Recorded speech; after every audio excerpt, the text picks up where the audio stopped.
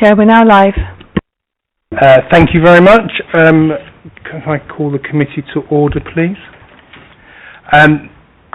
Just a warm welcome for those attending and our viewers watching live on the Council YouTube channel, Hillingdon, London.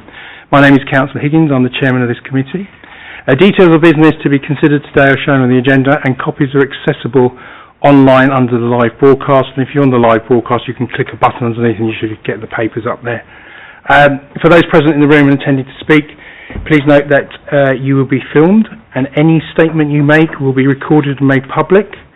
A reminder to anybody speaking today that your voice will only be audible online if the microphone is switched on. We are not expecting a fire alarm, so if it does go off, please follow officers out of the building. If you have a mobile or tablet devices, can you switch them to silent? Councillors on the committee will be using them, obviously, to look at documents, and they get fined if they play Candy Crush with it if I find out. But we won't do that. We'll go through the attendees first. Councillors first. My Vice Chairman, Councillor Adam Bennett, welcome. Councillor Shira Walana, welcome. Councillor Roy Chandel, welcome. Councillor Gohill, welcome. Councillor Gaelic, welcome. And Councillor Sansbury, welcome. Officers today present is Ros Johnson. He's here to my right, Head of Development Management and Building Control. Chris Brady, fellow QPR fan and friend of mine now. Planning Team Leader, Owen Concannon. That's taken me how long to get that right, Owen? Planning Team Leader, Chris Lamb, welcome. This is your first committee to us, welcome to us. Dr. Alan Tilley, our Transport and Planning Development Team Manager. Natalie Fairclough, our legal advisor, and the most important person in the room is Liz Penny, our Democratic Services, who makes sure that I do things and I look professional, which is quite difficult at times. Right, so we will go through the agenda to start off with, which will be, here we go, apologies for absence. Thank you, Chair. Apologies have been received from Councillor Burrows, with Councillor Ahmed Walana substituting this evening. Thank you very much, Councillor Walana. Declaration of interest in matters coming before this meeting, anybody? No? Okay, lovely. Can we agree on the minutes of the previous meeting? Agreed? Agreed. Thank you. Matters that are notified in advance or urgent, there are none. To confirm that all items of business are in part 1, there is nothing in part 2. We will go straight away into the applications. I think I've covered everything off there. Who's taking this? Chris, welcome, Chris. Chris is new, and we welcome him to our committee, and I'm sure you're going to do a fantastic job. So it's number 1, High Road, Eastcote. Over to you, mate. Thank you, Chair, and good evening, everyone. So this is item 6. This is for the erection of an outbuilding to the rear of number 1 High Road, Eastcote. The outbuilding would serve as additional office space associated with the existing ground floor office use of the building.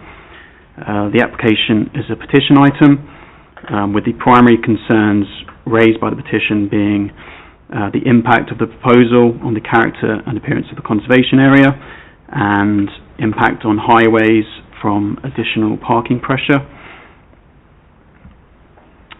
So here we have the location plan.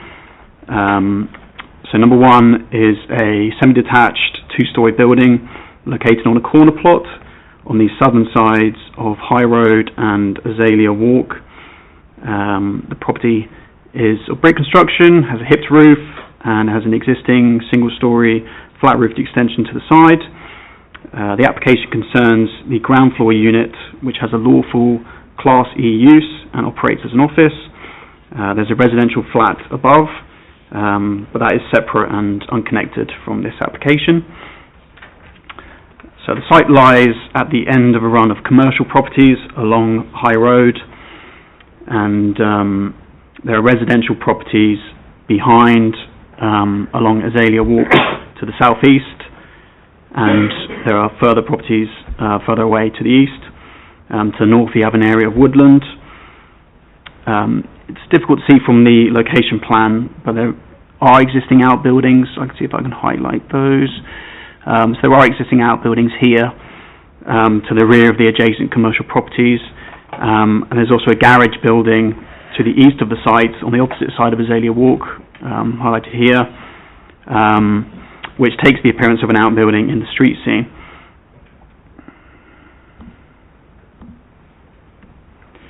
So as you can see here, the site lies within the Eastcote Conservation Area, which extends just beyond the rear boundary of the site. There's a few listed buildings nearby, but none that would be impacted by the proposal, and there are no other relevant constraints. Again, that's just the location plan submitted with the application. Here we have the site plan. So as I mentioned, the application proposes the erection of a single-storey outbuilding within the rear garden of the site, the garden being owned by the ground floor officers.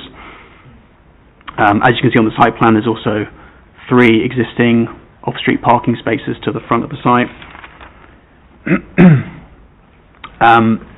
With this application, it's important to note that a rear outbuilding has already twice previously been approved at the site. The first time was in 2020, and that was for a storage use, and then the second time was in 2022, and that was also for ancillary office space, so similar to this proposal. That latter permission has also been started, so therefore it remains extant in perpetuity. The plans for that early permission, I don't have them on this PowerPoint, but they are included in the committee report, which you should have. But essentially, the outbuilding here would be slightly larger, and invariably, therefore, of a slightly differing design. So here you have the proposed plans and elevations. Notwithstanding the larger size, it's considered that the outbuilding remains of an appropriate scale, which is subservient to the main building. Furthermore, it would have a similar siting on the plot as previously approved and retains an appropriate separation distance to the host building. The design would remain conventional and sympathetic, and the modest height and setback position, as well as the existing boundary treatments, would overall serve to reduce the overall visibility of the outbuilding in the street scene and ensure that it would not appear as unduly prominent. So overall, the appearance, design, scale, it's all considered acceptable, and it's noted that there have been no objections from the council's conservation officer in relation to the development. Here we have a satellite image showing the site. As you can see, there's quite a green and verdant character to the surrounding area. It's not considered that the proposal would compromise this. All existing trees are to be retained, and the existing lawn of the garden of the outbuilding, you can't actually see it in the street scene at the moment anyway, because it's restricted by an existing fence. I think on this image you can more clearly see the garage building on the opposite side of the road here, and what that means is that there are already visible outbuildings within the street scene, so therefore it's not considered this outbuilding would appear as uncharacteristic. It's also worth noting that because of the separation distances to the nearest neighbouring dwellings, there aren't any issues with regards to neighbouring amenity. It's not considered.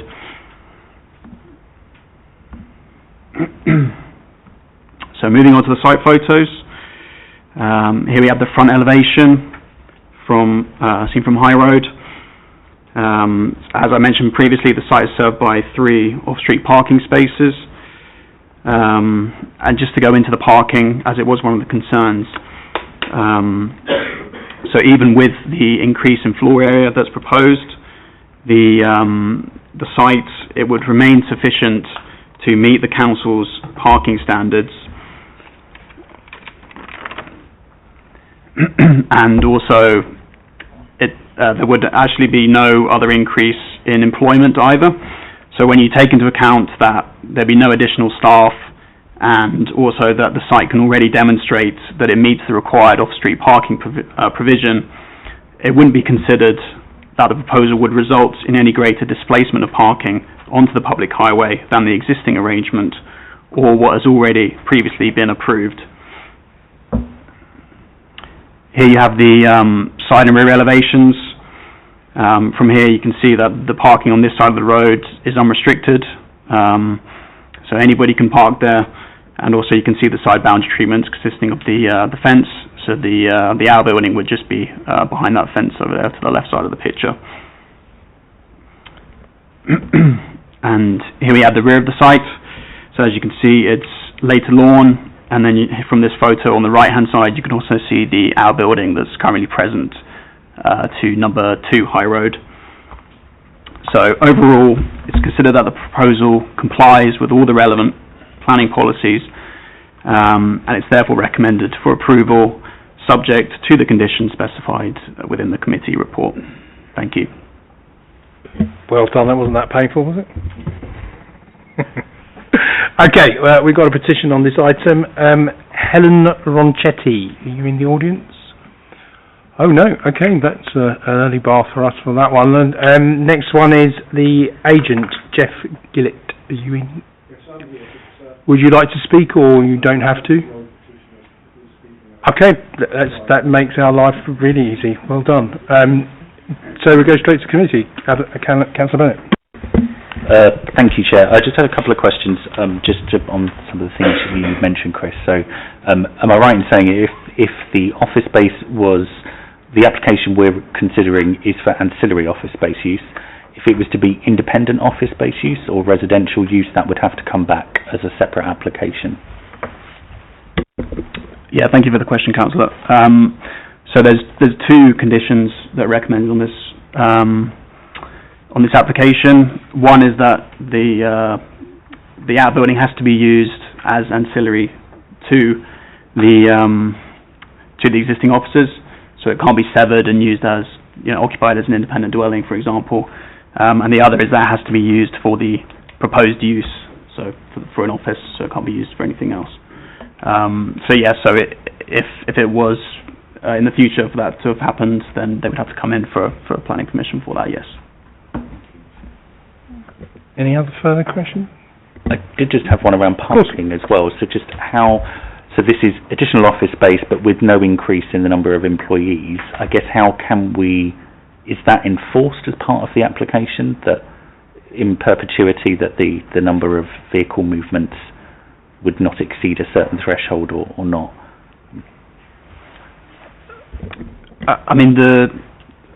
The council's parking standards for offices are done on floor space. So I think it's 1 parking space per 50 to 100 square metres of office space. So in this instance, even with the increase from the outbuilding, it wouldn't go above around, I think it's 150 square metres. So there wouldn't be any requirement for the site to have to produce more than 3 parking spaces. And in that instance, it already delivers that. It does have 3 off-street parking spaces. The fact that there wouldn't be any additional employment, I guess that's just an extra. Even if there was an extra employment, an extra employee, that wouldn't change the parking standards that the council has in place. It would still be 3. Thank you.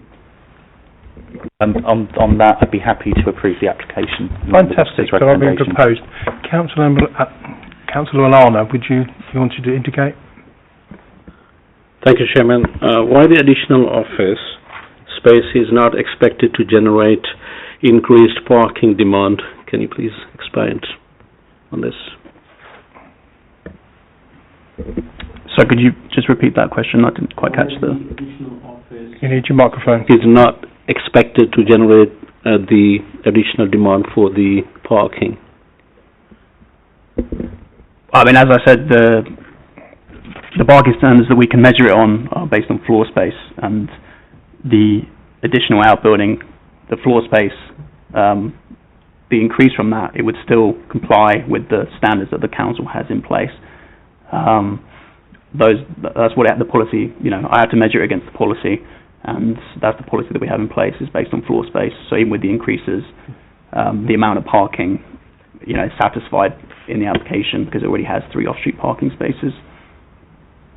Okay, just Ros would like to come in as well too. Yeah, just the same point really. I just thought I'd reiterate. So the applicant has advised that there won't be any additional staff in this instance, but going back to your question, Councillor Bennett, we're not looking at the particular operator here, we're looking at the land use. So we couldn't control, for example, if a different operator came in and they may have a different level of staff.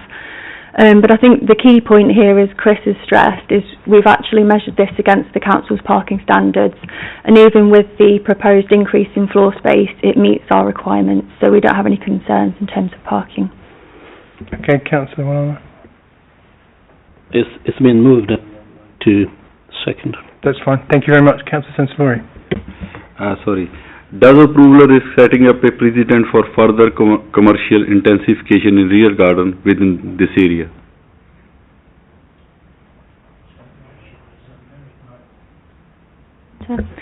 Yeah, so Councillor, we would obviously have to look at each case on its own individual merits, so I would be comfortable that it doesn't set a precedent.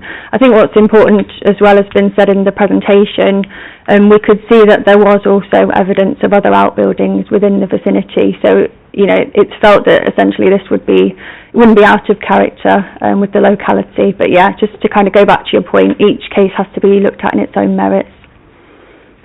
Okay. So I've been posed and seconded. Can I have a show of hands those in favour of this application? That's unanimous. Thank you very much. We move on to the next item, which is 31 Great Central Avenue. Owen, I think that's you, is it?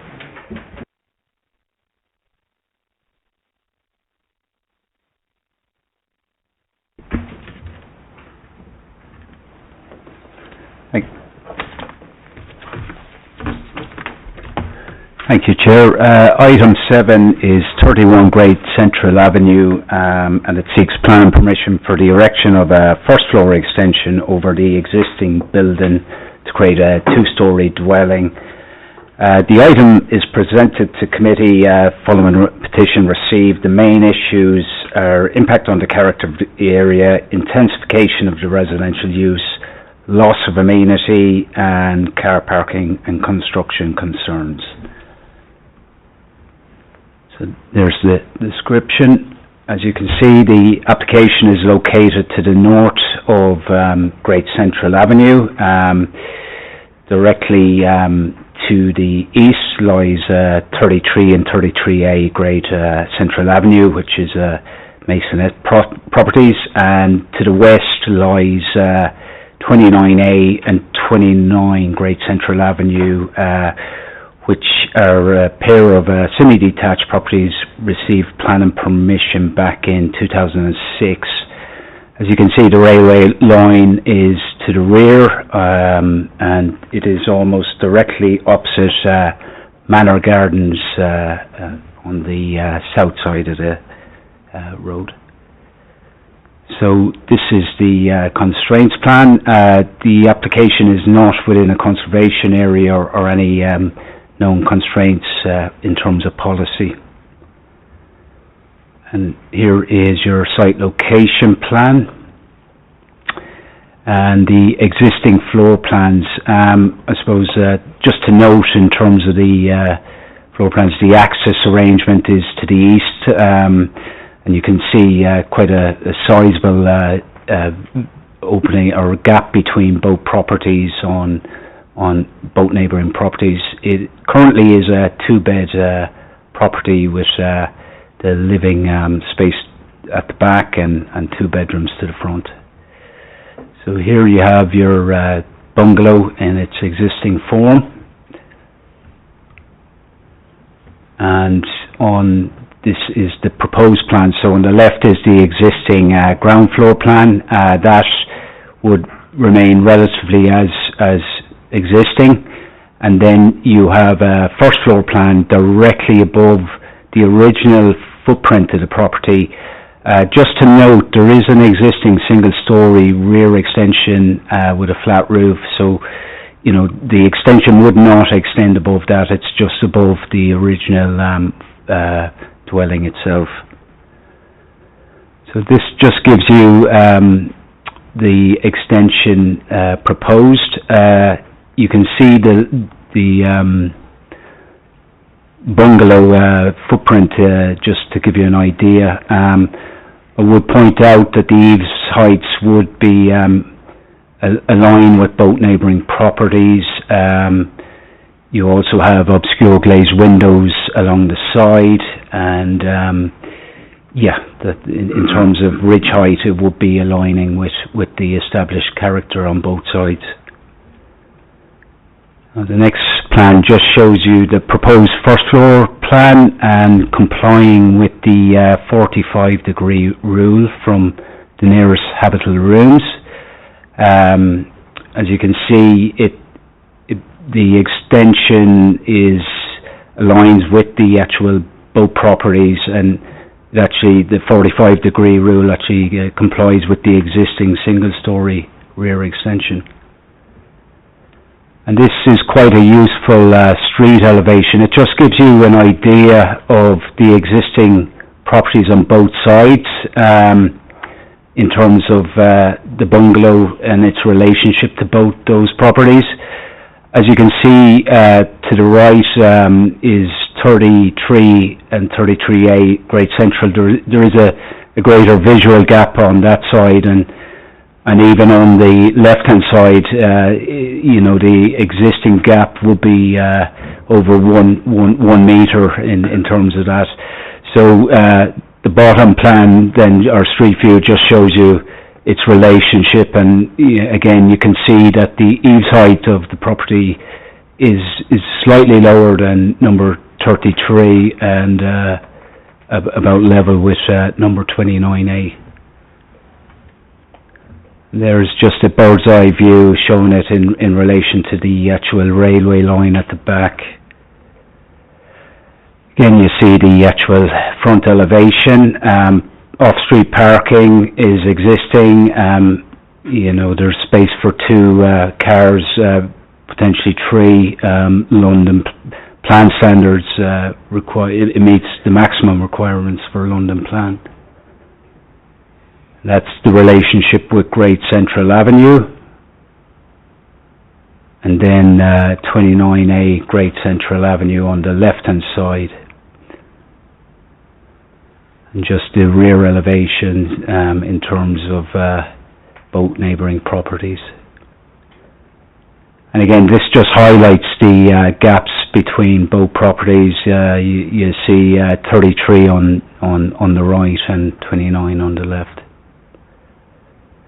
Now, just to make you aware, there's also a lawful sort approved on this site for roof extensions.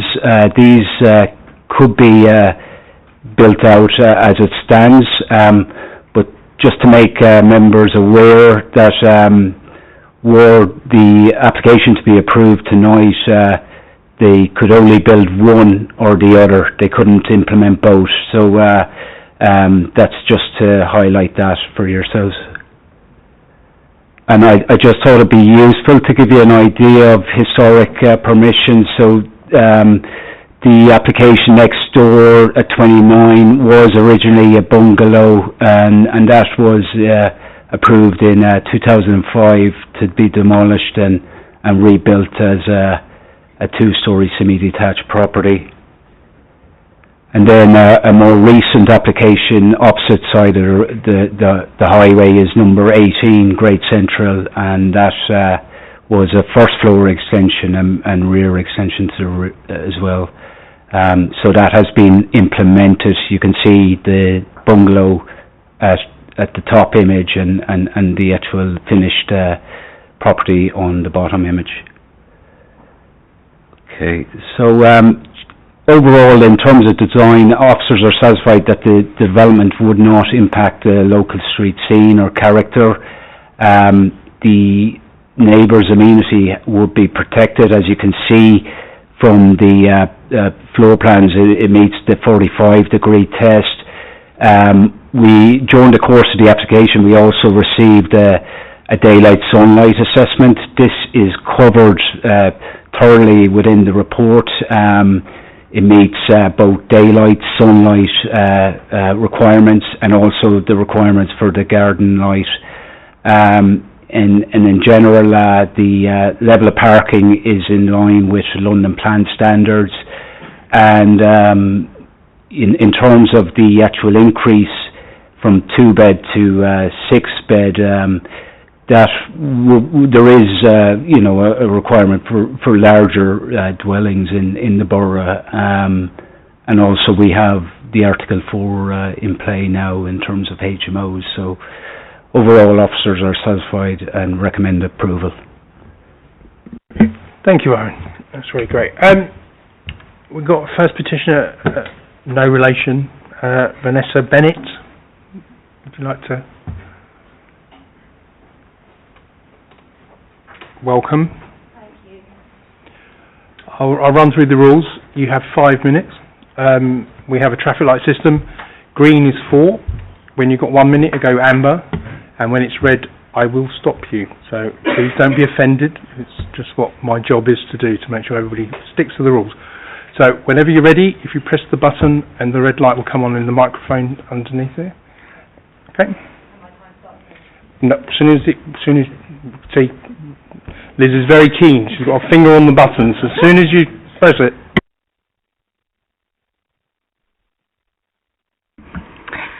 Thank you. My name is Vanessa, and I hope me being here tonight shows how strongly I feel about this. I am a full-time working mum here at bedtime on a school night. The report states this proposal would not cause significant harm to the character and appearance of the street. Yet 130 neighbours signed a petition saying otherwise. This is more than the 101 signatures incorrectly stated in the report. It's important to note that every single one of those signatures on our petition is from a neighbour living on Great Central Avenue and the adjoining rows. Now, we recognise that the homes on our street vary and that several properties were once bungalows. We do not wish to block family housing or oppose a development. Our concern is that this application creates a 6-bedroom property with the potential to function as 7. The report refers to number 18 as a comparison, yet number 18 only has 3 bedrooms. This comparison does not reflect the reality of our street, nor do numbers 29 and 29A, who have 3 4-bedrooms. Homes on our road are typically 2 or 3 bedrooms. Yes, they vary in style, but there is a clear balance. A 6-bedroom property would push that balance too far. This is a huge jump in the number of people who could live at this site, and that increase is not in keeping with our road. The report states that because the site will be a single dwelling, that the current parking is enough. But it's not the number of families that really matters, it's the number of people. More bedrooms means more people, and with that, more cars. Our street already struggles with limited permit parking, and this will cause even more difficulties for residents. The report states that the proposal is in compliance with BRE standards and that our gardens will receive sufficient sunlight. But would you settle for sufficient light in your gardens and in your homes? Daylight assessments have not been carried out on the parts of our homes classed as non-habitable, bathrooms, staircases, hallways, yet these are constantly used. This is where I exercise, where I get ready and spend a lot of my time. A degree line assessment appears to have been carried out on just one of my W4 3 windows and not at all on numbers 33 or 29A. These windows provide the only natural light into my hall, my stairs and my landing. Regardless of whether an assessment is required or not, this proposal will leave these areas darker, affecting my day-to-day comfort and well-being, and will also increase the accidents on the stairs.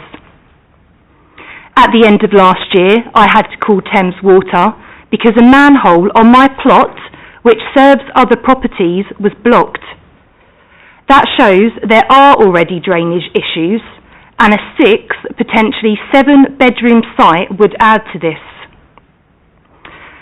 Number 31 already has a certificate of lawful development to alter the roof space and create 2 more bedrooms. This slightly smaller home would still provide the family with the additional space that they need, but would not impact immediate neighbours or residents. This report concludes that no material considerations indicate that a contrary decision should be taken. But what that sentence does not capture is the strength of feeling and the level of concern this application caused amongst those who actually live here. 8 months later, and my neighbours are still asking me for an update on this application. This is not the objection of 1 or 2 unhappy neighbours. 130 households have spoken. That is 130 families who will feel the impact of a proposal made for the benefit of just one household. And for that reason, I am asking this committee to refuse this application. Thank you. Well in your time. Well done. Does anybody have any questions? Councillor Bennett. Thank you, Chair, and thank you for your petition as well. So just for context, you live adjacent to the property Sorry, can you put your microphone? Yep. Yes. So the bungalow that was demolished with the 2005 application, or the other side? The other side. Thank you. Any other questions for the... No? You may take your seat. Can you turn the light off for me? That'd be fantastic. Thank you very much. Right, the applicant, Mr. Valmira, would you like to come and take it? I think I've pronounced that correctly.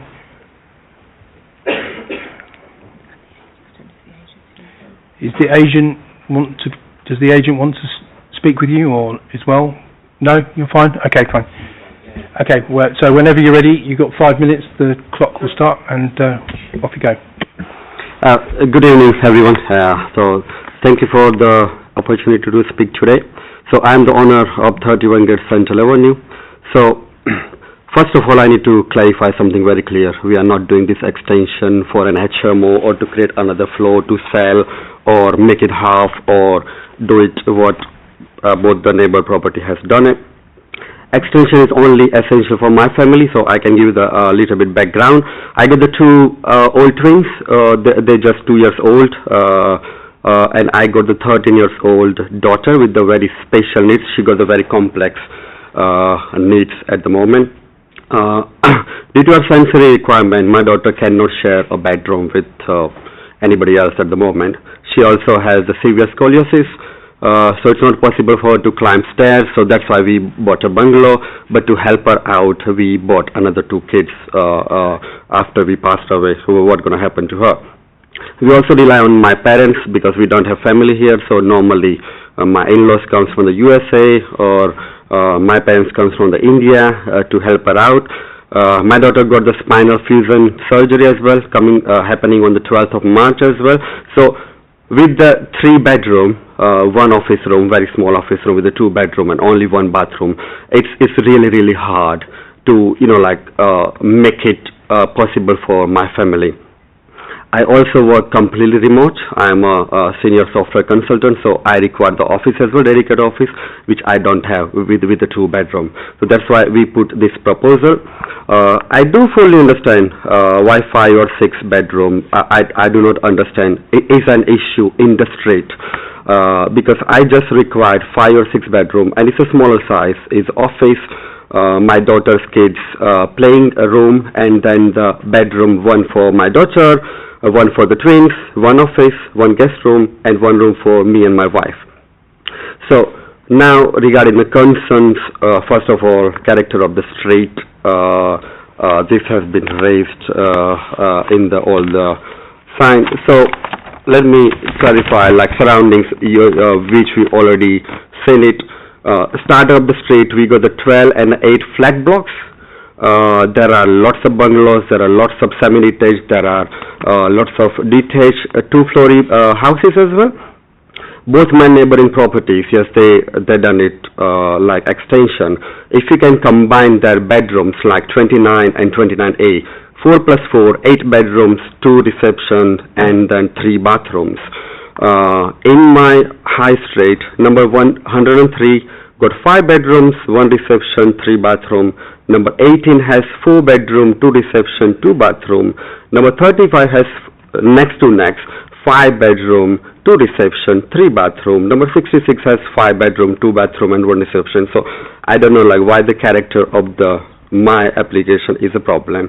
Regarding daylight sunlight, professional daylight assessment has been carried out, and they mentioned the neighboring properties number 29 and 33 have non-habitable room windows facing the sides, which are not afforded the same level of protection in planning terms. A BRE compliance report also confirms the neighboring garden retained the virtually all sunlight and all the habitable windows. Now, drainage and sewage, this will be the single family room. No any family going to extend here, only guests when comes my parents or my in-laws, otherwise we're going to be 5 people, so I don't think that household water usage will be the problem. Parking, again, this is going to be the single family room, so we got the 2 cars, there is no capacity to buy the 3rd car as well for me, so there is no issue with that. And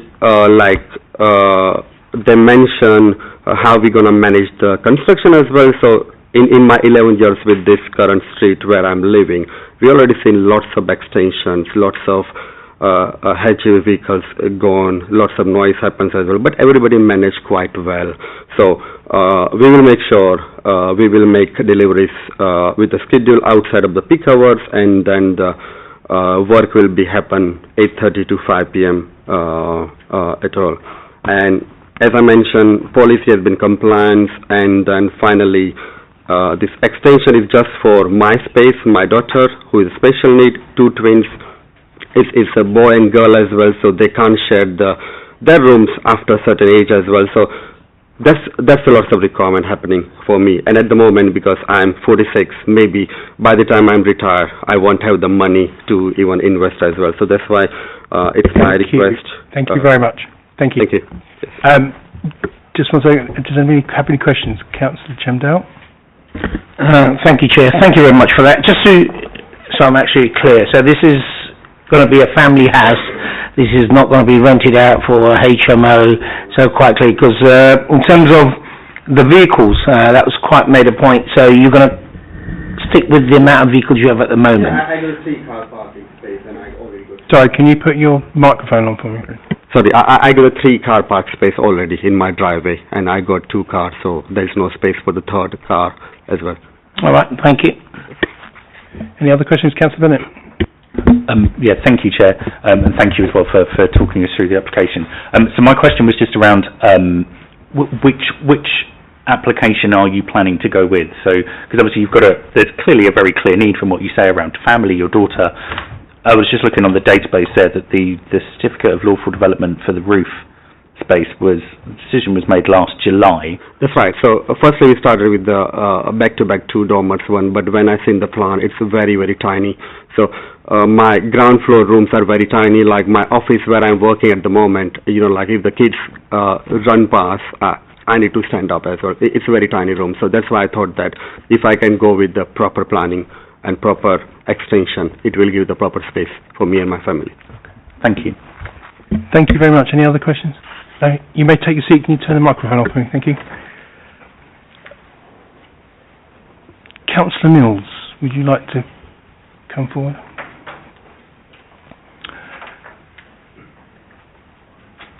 And as you know, you're only allowed 3 minutes. So, whenever you're ready.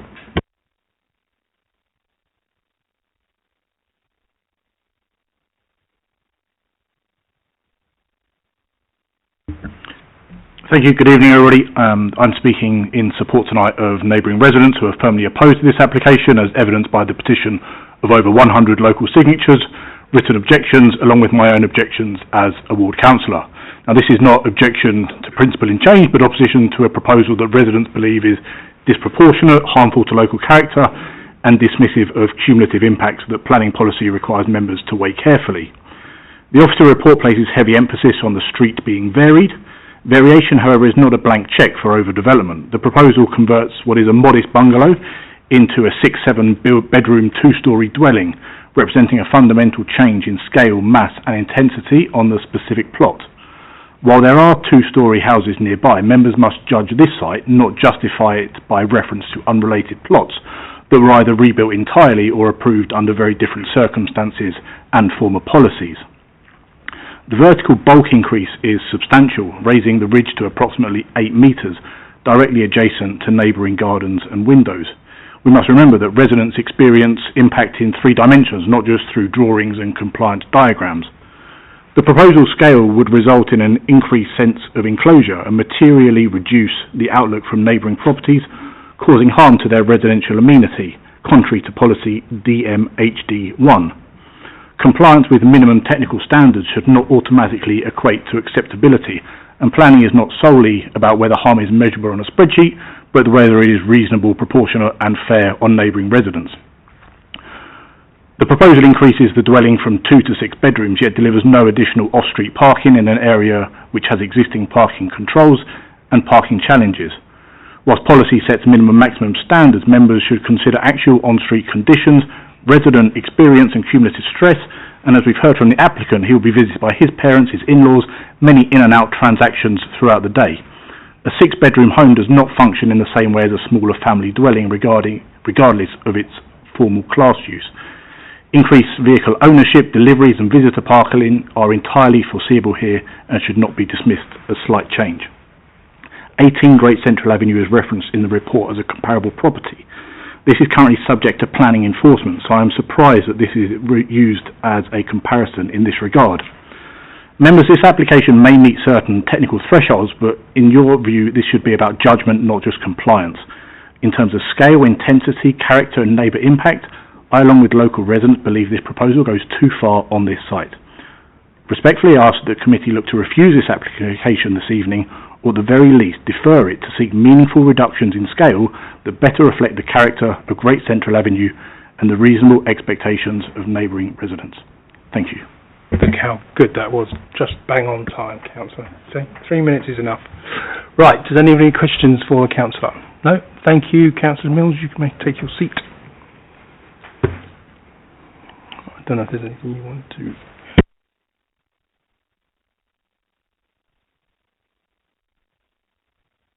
Okay, so I'll open it to the floor. Who's going to go first? Councillor Bennett. Thank you, Chair.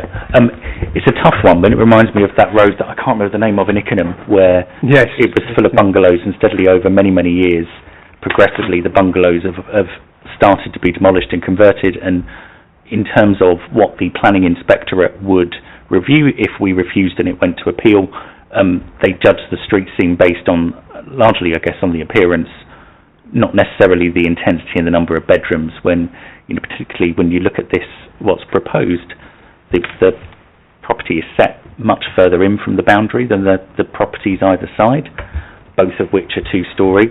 I suppose the question I was going to ask first was just around HMO, which I kind of know the answer to, but just to make sure that, you know, should the applicant sell and or decide to change the use of it, it would need to come back to committee for planning approval.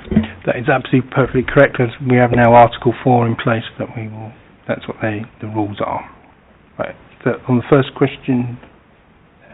in terms of HMO, is it? No, it's fine. Was it just HMO? I don't... You don't need anything else? Okay. Question, yeah. You got a second question? No, I don't have, not right now. Okay. Councillor Alana. Thank you, Chairman. Petitioner and Board Councillor argue that a 6-bedroom dwelling of this scale and size disproportionate to neighbouring properties and would amount to overdevelopment. Can officers clearly justify why this significant increase in size and bulk isn't considered appropriate for this site and compatible with the established street scene? Thank you for the question. Yeah, just in terms of our policies, we do support larger family homes, and that is set out in paragraph 4.4 of the development management, which seeks to create family-size housings, 3 and bedrooms plus. Now, the fact that it is 6 bedrooms, you know, it still is a family dwelling house. And I suppose in terms of the local character, if you look at that existing and proposed street elevation, you can see that the actual property itself would be in line with that character in terms of the 2-storey dwellings either side. I think I pointed out in the actual presentation is the actual eaves height is actually lower than number 33.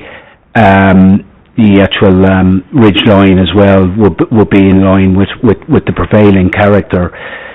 To say that the proposed extension would be harmful, we would disagree. It does kind of correlate with the immediate local character, and for that reason, design-wise we're comfortable with, and the provision of a family unit is also supported. Okay, Councillor Muller? Okay, thank you. Councillor Chamdale? Thank you, Chair. It is a difficult one, and I feel the petitioner made many valid points, but unfortunately we have to go by what is in front of us in terms of planning law and our experience of, should it be refused, goes to inspectorate. The controls that we do have in place at the moment, they could go out the window as well. In terms of looking at the street scene, unfortunately from here, the bungalow sticks out like a sore thumb compared to the rest of the street from what we've seen. And there is going to be change, and it will affect the neighbours. And unfortunately, the degree of harm is what we judge it by. And by the parameters that we have to judge it by, it meets that. So that kind of harm, should we say, is viewed as acceptable. So looking at everything that's done, all the conditions that put in place, we've got Article 4, the applicant made it clear that it's going to be a family home with special needs for his children. He's explained what he's going to actually do. So with that in mind, I'm going to go with officer's recommendation, Chair. Thank you, Councillor Chamdale. So I'm proposed. Councillor Gaelic, you wanted to ask some questions? Yes, thank you, Chair. So in sunlight and daylight assessment, we note that the reduction of daylight and sunlight in the analysed windows and garden will not be noticeable. Could we have indication in percentages what this reduction would be?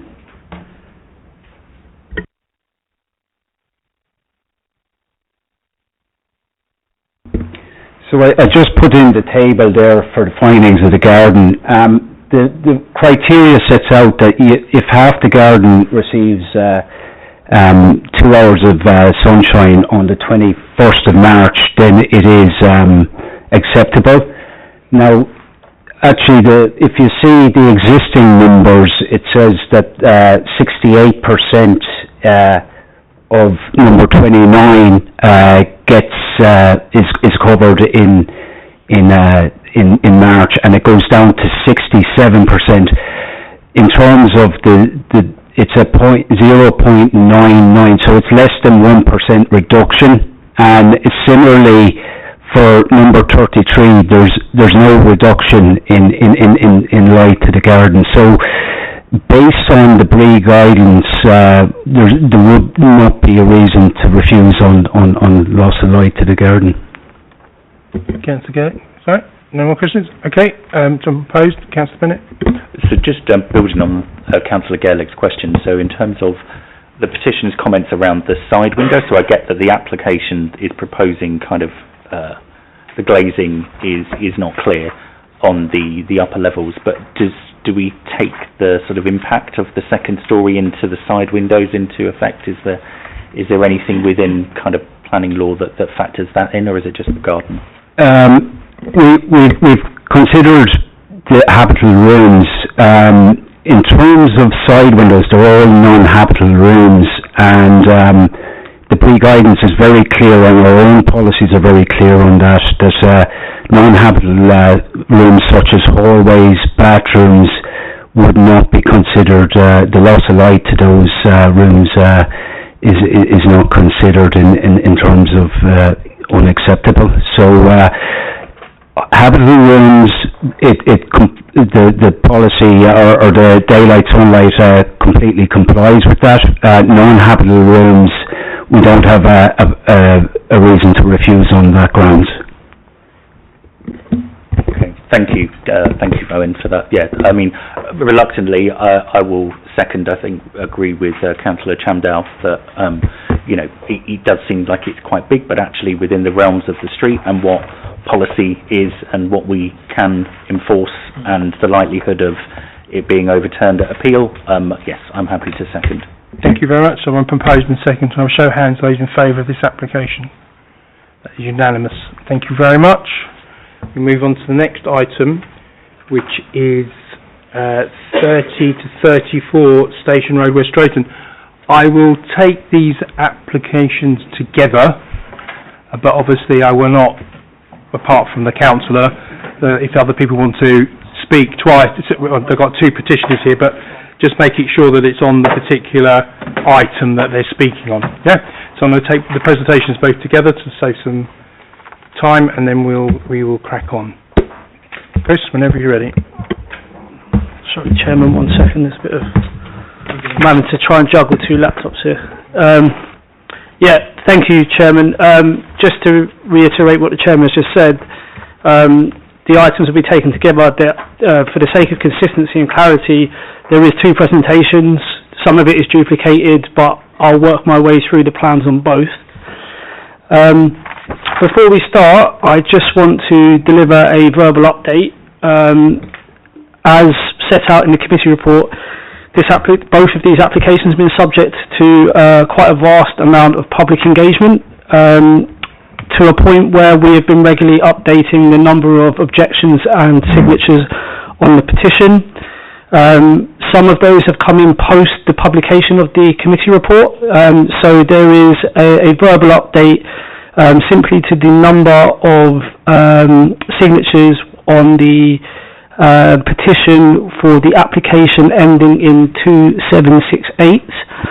There is an additional 34 signatures in comparison to what is in the committee report, so that takes the total number of signatures on that petition from 82 to 116. In terms of the description of development for the first application, which is item 8, this proposes some minor and modest changes to the fenestration, and that involves the infilling of the existing ATM area, the replacement of the front-facing openings, and the installation of doors and glazing. Here is a location plan. The site is denoted within the red area. Here is a constraints plan. As you can see, the site is located within a primary shopping area, which is designated within the local plan. It is quite key to point out that the existing building benefits from use class E, and there is no proposal within either application to change that use class. Here are just some example photos. Many of you may have seen this building. I'd argue that it actually has an attractive frontage, although there is little in terms of activation. So the proposed changes to the facade will actually improve some of that ground floor level activation. Here are some closer views of the front elevation taken from two angles. Members will note that there are some pay and display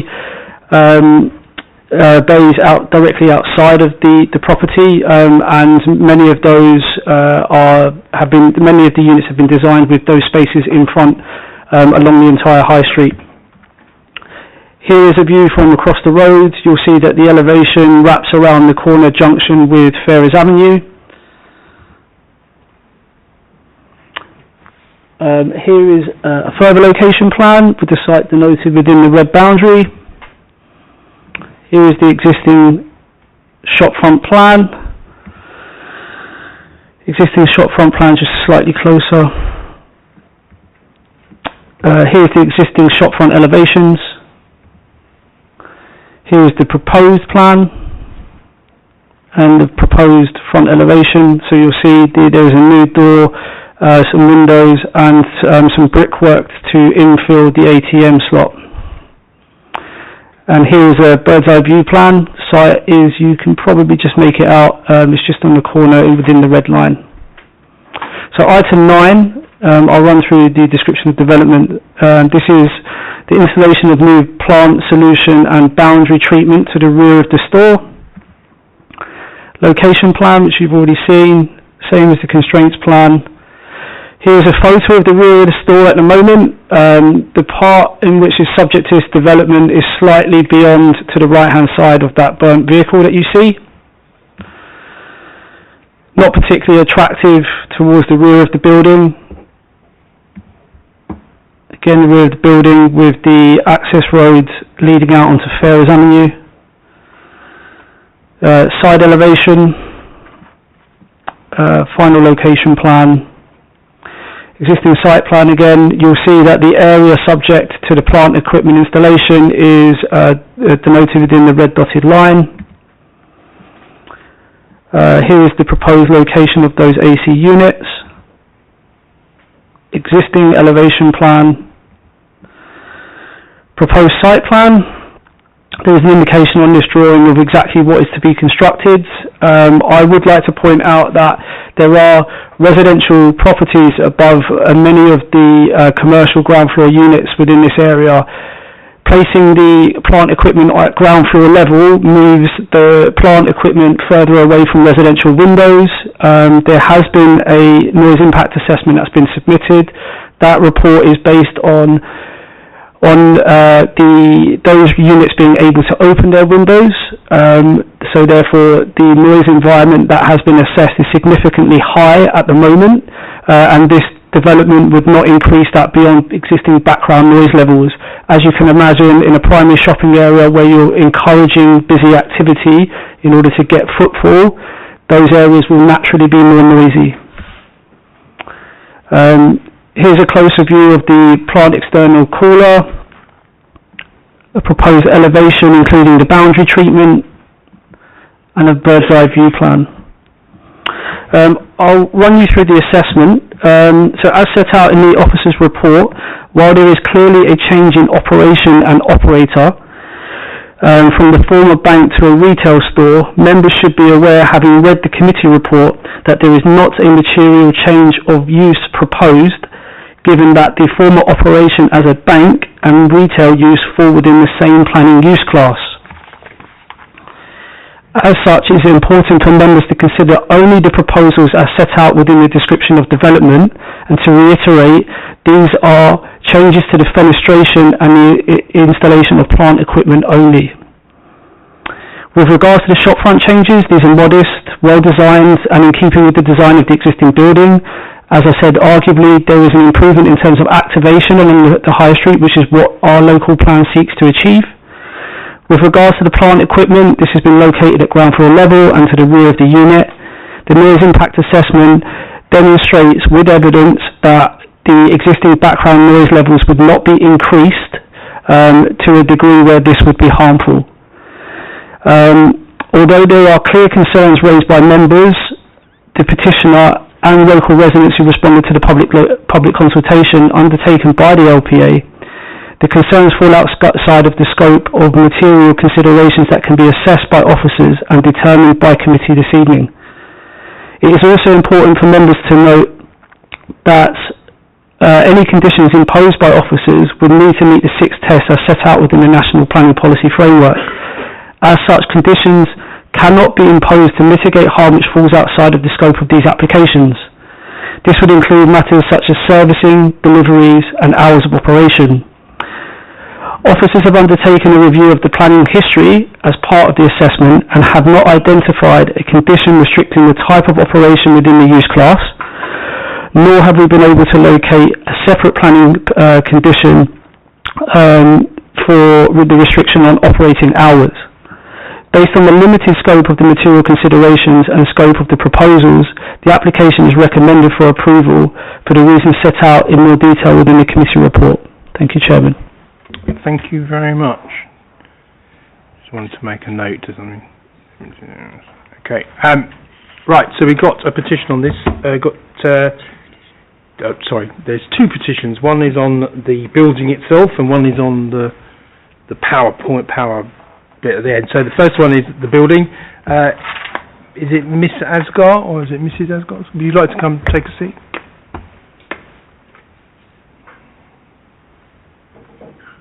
As you heard earlier before, you have 5 minutes. We'll have a timer, and whenever you're ready, go ahead. Good evening. Thank you for giving me the opportunity to speak today. My name is Ifa and I am a resident living directly behind 34 Station Road. I have lived there since 2006 for almost 20 years. I am here today as a voice of the many residents of West Drayton, especially those along Ferrers Avenue, which is adjacent to the proposed building.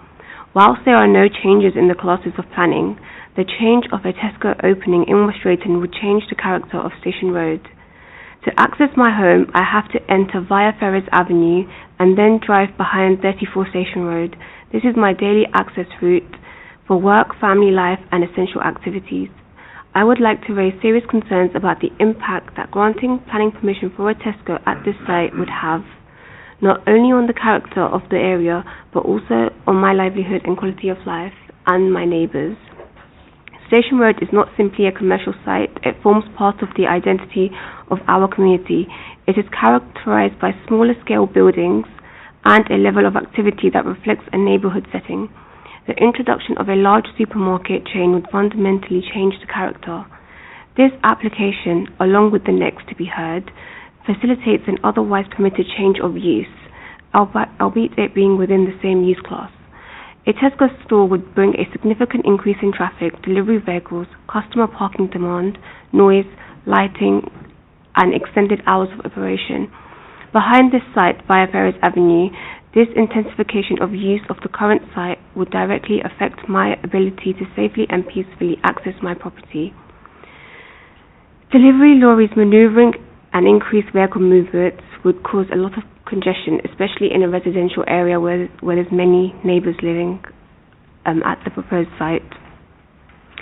This is not a distant or abstract concern. It would take place immediately outside the route to my home. As of now, there is a shortage of parking despite being a resident here since 2006. Neighbours are constantly fighting for parking spots, and I have received parking fines in West Drayton. That level of activity would significantly affect my living conditions and ultimately affect everyone's livelihood in West Drayton. In addition, so planning decisions must consider not only economic benefit but also the lived experience of residents. I have built my home and lived here since 2006. I respectfully ask the committee to carefully consider whether this development as a whole truly enhances the area or whether it would undermine both the character of Station Road and the quality of life of those who call it home. Thank you for your time. Thank you very much. Does anybody have any questions? Councillor Chandal. Thank you, Chair. Thank you for that.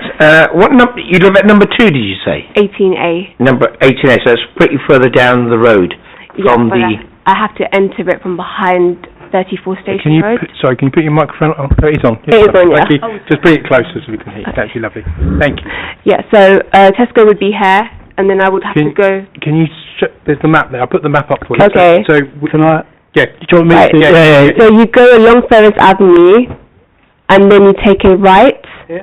That's it. That's where I would enter to go to my house, correct? Okay, right. Right, in terms of... Yeah, got that. So in terms of where the previous one that used to be the bank, did you experience any issues that you're saying you're going to possibly experience now? No, but a bank has less traffic than the Tesco would have. Okay, thank you. Any other questions? No? You may take a seat. Thank you very much. Talivia? Yeah, no, we're taking... I'll let you round up at the end, Councillor Sweeting, because it's...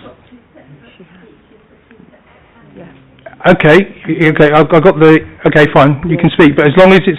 Remember, it'll be on each of those individual things, so please come and take a seat, it's fine. Yeah, actually, I'll have the agent first, if you don't mind. And you'll be allowed to comment on both things. Okay? So I'll take you away and then I'll bring you back for the other one. Okay? That's all right. It's my fault, not your fault. Whenever you're ready. Good evening. Thank you for the opportunity to speak. I apologise if this sounds like I'm repeating some of what your officers have already said, but they are points that would be, it's necessary that I sort of reiterate them on behalf of the applicant. The key one being that these applications seek only fenestration changes and the installation of new plant. This is not a change of use application. It's not an application for a Tesco. In theory, Tesco could open there tomorrow without planning permission being required. These are solely the external changes required, in the same way as it could be an Asda, a Sainsbury's, a Greggs, any main town centre use that you may be able to imagine. Such a change falls outside of the definition of development as defined within the Town and Country Planning Act. As you heard from your officers, the objections raised that bring the applications before this committee relate only to those issues that do go to the use of the premises. These are not unfamiliar to myself or to Tesco as a business. Indeed, they come up on many applications where we are applying for a change of use or where we are applying for a new build retail store, but they're not material considerations in this case. Indeed, even if it was the case that they were relevant here, the site does lie within a primary shopping area in a designated district centre, and retail use would be supported in accordance with your planning policies and with national planning policies. In terms of the material considerations that are relevant, your officers have concluded that the proposal is acceptable in principle. It won't harm the character of the existing property or the wider area, and will have no harmful impact on surrounding amenity or any other aspect. Your officers have also highlighted that the development would maintain the viability of the area, again being within a designated centre, preventing a large unit from remaining vacant. Whilst not relevant given the use is not in question, it will also create employment opportunities.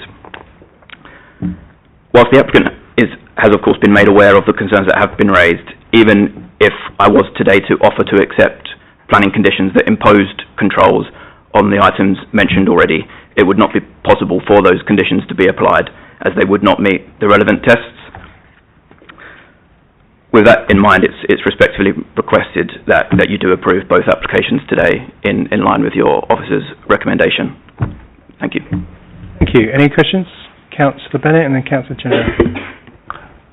I think we might be asking the same question, to be fair. So I don't know. Go first. If you want to go first, the chairman has decided.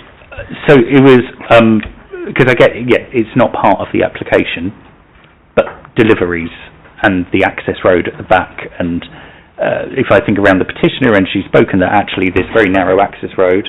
Councillor, officers are going to. I'm going to do it for you, Chris. Officers are getting nervous here, okay? Because what the applicant has actually said is absolutely true. So this is more of a... And we're here to represent the resident. Exactly, and this is more of a hypothetical question rather than a question to say that we want to do something about it, yeah? Yeah, my question was just going to be whether or not the applicant had a plan for deliveries, and because it may be that there is something positive that you can share that may put the petitioner's mind at ease.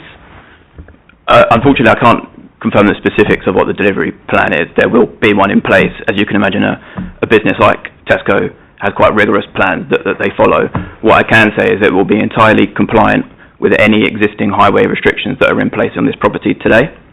And one additional point that I would also make, which is slightly separate from deliveries, but may go some way, hopefully, to alleviating some concerns, is that this is purely planning. The operation of the store will also require licensing, which is governed separately, and as well as that, there's no loss of rights in terms of complaints with respect of any statutory nuisance that may be perceived going to be occur were the store to open. So that process remains in place, separate from today's planning consideration. Thank you very much. Councillor Chandel, was the same question, or was it? Thank you, Chairman. Part of it was, and this part. Thank you very much for that, and thank you for reminding us on what part of the law we have to consider. I always, as a committee member of 12 years, really appreciate that. But anyway, listen, part of deliveries, although it can be conditioned. I don't agree entirely with the officers. I will press on that in terms of what size lorries are you going to actually deliver down to these stores. And I understand what you mean by Tesco's. Unfortunately, I'm going off experience of having a similar size store in the same kind of location on the corner, opening up, and what was agreed. So that would be one point. The other one is about the noise from the AC units, I believe that you want to point. Could you tell us a bit more about that? Because from what I got from the officers was that this is a high street, so there will be noise generated with the footfall that we have. But what kind of noise will be generated at midnight? So, taking the noise point, the way that our noise impact assessment will have assessed that is that a background measurement survey will have been undertaken, measuring the existing background as it is today. From there, the noise of that plant equipment is factored in. What would that mean against the background? And so long as it's either below, or I can't remember the exact standard if I'm totally honest, it's generally below by sort of -5 or simply below, which it will be here, then it's fine. As your officers have confirmed, the noise impact assessment that we've submitted is categoric that there won't be a harmful impact from noise as a result of that machinery. Okay, another question? Yeah. Could you tell, because I'm not quite clear on that, on the noise, could you tell me the assessment on what hourly sessions was it done on? I don't have the assessment in front of me. Do you want to ask us, you know? So we don't know, sorry, Chair. No, sorry. So do we know whether the assessment was done between 6 and 10 in the morning, 10 to midday, midday to 3, 3 to 6, 6 to 9 p.m., 9 to midnight, midnight to 3, 3 a.m. to 6 a.m. Because from what I understand from my previous life in another committee, it's done over a period of 24 hours, which I don't feel is sync with what we're considering here. Knowing that we have residents living above the property, and once again to emphasise, at midnight, I don't believe high streets operate at full whack. So what kind of noise are we expecting from these units, which seem quite substantial? So it's based on the background measurements, which hopefully in the break, if you allow me to speak again, I can check when. That's fine, because this is meant to be for the next application anyway, so you can come back to us on that, but I just want to get officers to come in, step in a little bit here, some of the questions, and we've got to be very careful. We're a planning committee. We can't influence, we can't change things, we have to go with what's before us. Chris, do you want to take... Yeah, thank you, and I think Councillor does, he's raising some valid points, but I just want to be very clear on what the noise impact assessment is based on. It would not be based on noise directly generated by vehicle movement or patron movement. It would be purely restricted to the noise generated by the plant equipment. Now, this is not the only commercial unit that would have plant equipment within this area. It would also not be the only piece of plant equipment within this area that would likely to be running for 24 hours.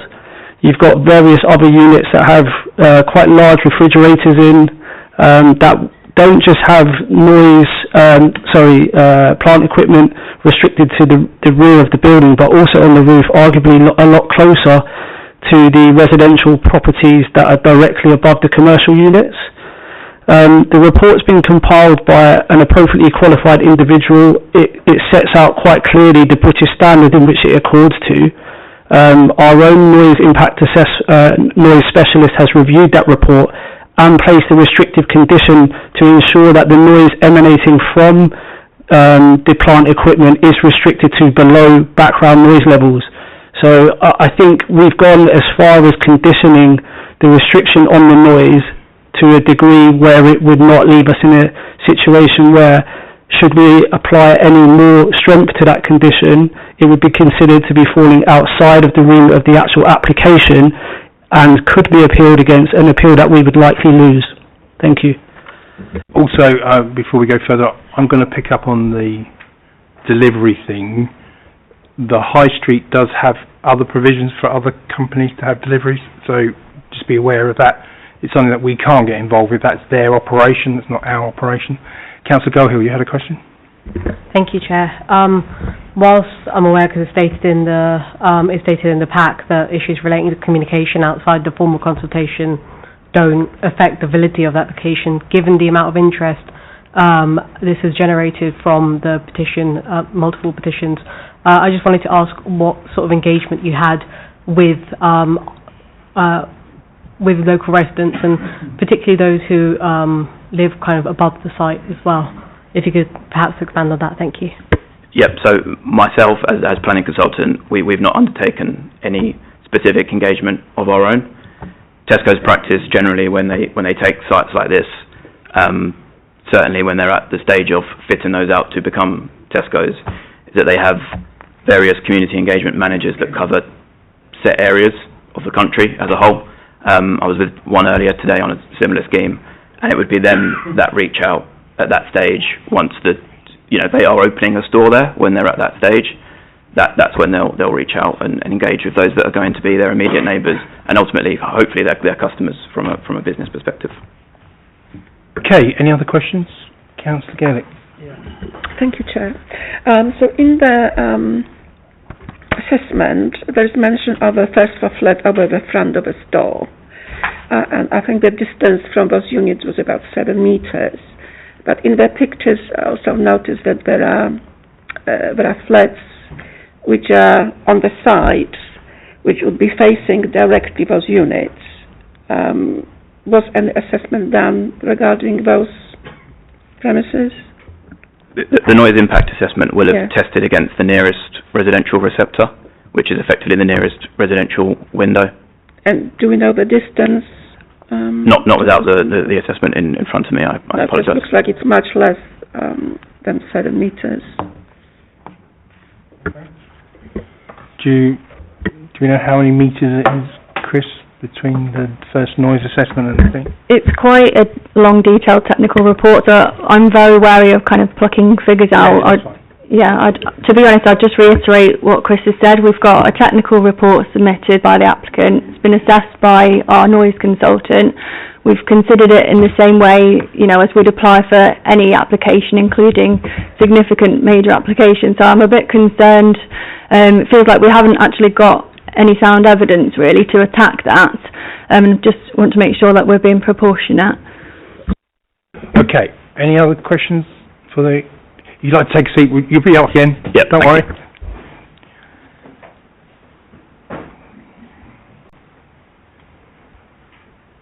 Councillor Sweeting.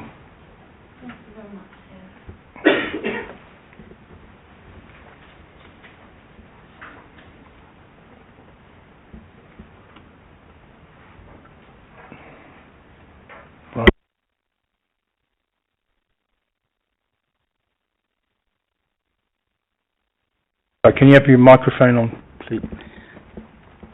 I'm here this evening to speak in support of the petitioners and the many other local residents who have written numerous letters to members of this committee, members of the licensing subcommittee and members of Parliament, as well as local councillors, all expressing deep concern over this planning application, as well as another parallel application regarding the same building. On the face of it, this planning application concerns only minor alterations to an existing building, a few changes to windows and doors so that the Lloyds Bank premises can become a Tesco's Express. So why the fuss, you may ask, as the change is minor, as this officer's report states, as the change from bank to supermarket delivers no change of use in planning terms. Agreed. But it will have a huge change in impact for the local area, its neighbouring businesses and its residents, especially those living in the nearby Ferrers Avenue and Station Road flats, to the surrounding area and even to the highways network. So I do refute the assertions made in paragraph 1.6 that the development would not have a significant impact on such areas as local traffic, for supermarket traffic is always going to be heavier than that serving banks. I ask you to picture the impacts that a Tesco's Express would have next door to the existing Boots business, as I share with you information from our local police sergeant, and I quote, and by the way, he would have been here this evening, but that was not possible. So he said, I share your concerns that this business will be subject to crime and antisocial behaviour. This is based on the fact that one of the highest crime venues in the area is Boots, and that will be on the same road close by. Boots is second only to the existing Tesco's Metro at the bottom of Station Road, with 59 offences recorded over the last 365 days. End quote. This sergeant also asked me to update him on the end of this meeting. So if this planning application is approved for these seemingly minor issues, this committee will be bringing together the Tesco's Metro with the highest crime rate next door to the Boots, which has the second highest crime rate in West Drayton Ward. This next door to a venue where there was a murder in January 2022. Yes, it's a minor planning application, but if approved, it will have huge implications as it will change the character of Station Road and impact both local residents and local businesses forever. Okay, thank you very much. Does anyone have a question? Councillor Bennett. Thank you, Councillor Sweeting. So this speech was on the 2771 application, I think you said? It was indeed. So, because very valid concerns and a very passionate speech. Do you have any concerns around what is actually being proposed in the sense of the infilling of the ATM and the fenestration changes on the front? No, they are minor, but I needed to share with committee the general concerns which were not shared at the licensing subcommittee. Can we just be a bit careful, because we're talking about crime and stuff. This is not really something that's involved in this committee, and we could say this across the whole of London is the same problem with shoplifting. I have the same problem in Northwood, but so I just want to make sure that we keep to the application. Yeah. Any other questions for the councillor? No. Thank you very much, Councillor Sweeting. Right. So we're on to item 9, which is just about the plant. So if you'd like to come and take a seat, is it Talvia? Is that correct? And who might you be, sir? You're not Diana, obviously. Okay, Diana. Speaking on her behalf, she's going to come up with me. I think questions probably best placed to her. She lives in the area. Okay, did you know about this change of speaker? Okay, fine. Whenever you're ready. Fine. Good evening. I know it's been covered, but I'm just going to say it again. We will stick to the point, please. Okay, this is just about the plant. We've had the covering of the actual Tesco's. This is just about the plant, so I don't want anything repeated. Okay. After you, sir. Many thanks. We accept quite clearly that the application before you is limited to the plant installation. However, it is our submission that the report takes an unnecessarily narrow approach by excluding other concerns. Local Plan Policies DMT1, DMT2, London Plan Policy T4 require development proposals to demonstrate that they will not result in unacceptable impact on highway safety, traffic, congestion or servicing arrangements. The agent for the applicant stated that hypothetically they could open tomorrow. Yes, we accept there is no requirement for planning in regards to the change of use, but without this planning application being approved, they cannot open, and therefore it is this planning application which provides serious concerns, as pointed out by the earlier petitioner and as pointed out by the agent. The plant installation facilitates and supports the operational requirements of the retail business. It is therefore intrinsically linked to the retail business. There has been no transport statement or assessment provided to quantify the expected delivery vehicle frequency, servicing hours and peak time overlap. If we go back to the policies that I just quoted, it does. Look, I've stated 3 times now, we've had the application of the other parts of this. Now we're just concentrating on the noise and the plant room. You keep referring to stuff and keep going back to stuff which is not relevant to this application. Okay? So I'll restate now. You can go ahead.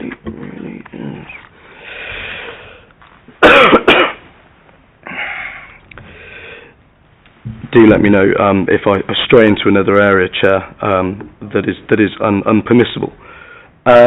the petitioner would like to raise the concerns about air quality implications in regards to the servicing, the use, and the increased vehicular access due to this permission, which might be granted. Because if this permission is not granted, the vehicles going there for deliveries, the use of, the fuel, everything else would not take place. Am I okay to continue? Again, you're talking about deliveries and we're talking about plant a thing. So, look, I'm going to give you a little bit more leeway, but you really are on a thin ice at the moment because we've just got to concentrate on the application. That's why I decided to, I took it as a whole, but I've given both rights to speak on both of the items. The first item is on application 31877. This is on application 1868. So just be mindful that about deliveries and thing is irrelevant to this application. That was on the previous application. Okay? Thank you.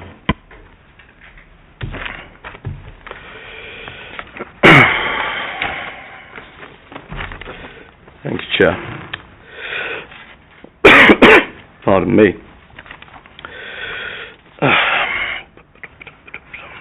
There's not much in relation to that.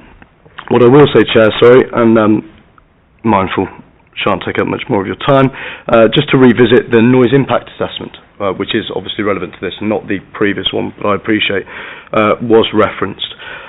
The petitioner has, and obviously other local residents, numerous, have serious concerns that the noise disturbance as measured and as is demonstrated in the noise impact assessment by KR Associates does not suitably reflect the noise that might well happen because of the installation of this plant. It will, I imagine, due to the nature of this equipment, be continuous. A councillor raised a very good point in that when this noise was measured with the, I would say, helpful, adequate of there being background noise. It falls below background noise. It falls below ambient noise. Well, yeah, when would that background noise be ceasing? If at 3 a.m. this equipment is still running, which we fully expect it to do because of its purpose, how do we know if that noise is not going to affect those local residents? How do we know that there will be anything to stop that from happening? The residents close to the premises have recorded noise complaints around that area generally, obviously not to this specific purpose. Officers mentioned that other units have these sorts of equipment installed. We would like to know where they are and when permissions were granted and what impact statement and or noise impact assessment was undertaken for these. Such noise, as we say, is continuous. Chair, I take your point and I understand that those concerns raised by the petitioner and by the residents do, on the face of it, fall outside of the narrow state of the planning. However, it is this application's vicarious effect without which none of these concerns would come to light that have brought these petitioners here, that have brought the local residents, all 130 odd of them, to sign the petition. Without this planning permission for this unit, none of those concerns would be material. And I appreciate that's merging again, but that's the position of the petitioner. Thank you. That one was allowed. That wasn't that too bad. Okay, has anybody questions? No, you may go back and take a seat. Thank you very much. You're up again. We're going to ask, obviously the question that was asked is going to be asked you. So I don't know whether if you want to make a statement, or you just want to go straight to the questions. It's up to you, really. Yeah, I mean the statement I made previously applies again. Okay, so if you want to, I mean, well, there's a couple of points of clarity I'd like to make. Please do that. Let's do that. Thank you. I mean, the first point to make is that this will be a Tesco Express rather than any larger format store, which by its nature is the smaller scale store. The shop floor area would be below 280 square metres in order to comply with the Sunday Trading Act laws. So, by all accounts, this will be a small-scale retail convenience store. I have managed to check as much of the noise assessment as I could whilst I was sat there. I believe the first floor flats are between 7 and 9 metres away. The noise assessment has been based on that. And one key thing is that actually reading page 19, which is Appendix A of the noise report, the AC units will run during opening times only, which I know are uncontrolled, but the anticipation is that they would run between 7 and 11 p.m, which is the standard times that any express store looks to operate between. Whereas the plant equipment, that runs 24 hours. That's your fridges and so on. So that continuously runs. I don't like bringing this anecdote up, but I have been on member site visits before relating to plants that have been installed without planning permission, where there's noise issues, and whilst stood next to it, we've been asked to turn it on whilst it's running at full capacity. These are highly efficient models that this business use. They are very quiet. We have submitted sufficient evidence, and we don't anticipate that there will be any adverse noise impact. Happy to take any more questions that there are on that. Any councillors want to ask any questions? Councillor Chandal. Thank you, Chair. Thank you for that. In terms of the units, are they going to be connected? And we've got it on the schematics, but I'm not quite sure. Is it connected to the actual building itself at ground level?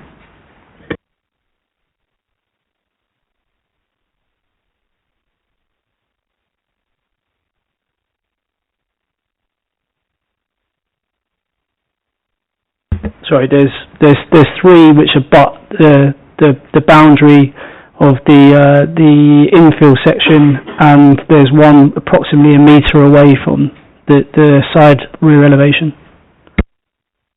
So just to be clear, that's at the back of the shops, not at the front. So that's like a cooler tank. Okay, thank you. It's there. Yeah, you can see it in the photo. Lovely. Any other questions? Okay, sorry, Councillor Gellert, you want to ask a question? Thank you, Chair. So what's the opening time of premises proposed? Is 6 o'clock? 6 a.m. So those heat pumps, when they are switched at 6, would they be switched off a bit earlier so they are fully operational by the time the store opens? I must admit, I don't know the answer to that as a planning consultant, but I do know that generally they operate during the opening hours of the store. We can help out on that. Yeah, just sort of related to that, so we are proposing a noise condition, so in effect, regardless of the opening hours, regardless of when the plant is required to be operated, we're imposing a condition which restricts the maximum noise level. And just to sort of add as well, because this was a point that came up, it's a different limit of noise in terms of the daytime versus the evening, so it'd be quite a restriction in the evening, so I think hopefully that addresses your concerns. Any other questions? Okay, any other questions? So you might sort of set the limits for the noise, but are we going to monitor this? Or condition would limit the time when they can operate, and monitoring of the noise will be done periodically or none at all, just to make sure that those decibels are level. It's a prescriptive condition, so it wouldn't be a condition that we'd actively monitor, but that would be the same, as in sort of any application. Realistically, we don't have the resource to sort of go and stand and measure outside premises, and so it would rely on, if residents had noise complaints, they could report that to planning enforcement, or indeed there's obviously noise legislation, so the noise team look at antisocial noise, but we wouldn't actively monitor it, but that would be standard. It wouldn't be reasonable or proportionate for us to have a sort of monitoring condition in place. Be as strong as ordinary condition, or would it be more sort of like informative? There is a condition that's drafted. It's condition number 4, and that's a condition that would be enforceable, not an informative which would not be enforceable. So it's strong. Yeah. Okay. Any other councillors? So you're fine. Any other questions? Anyone any questions? No. Thank you very much, sir. You can take your seat. Thank you. Councillor Sweeting, and I refer to what I've said to the previous applicant. Okay. Okay. Thank you.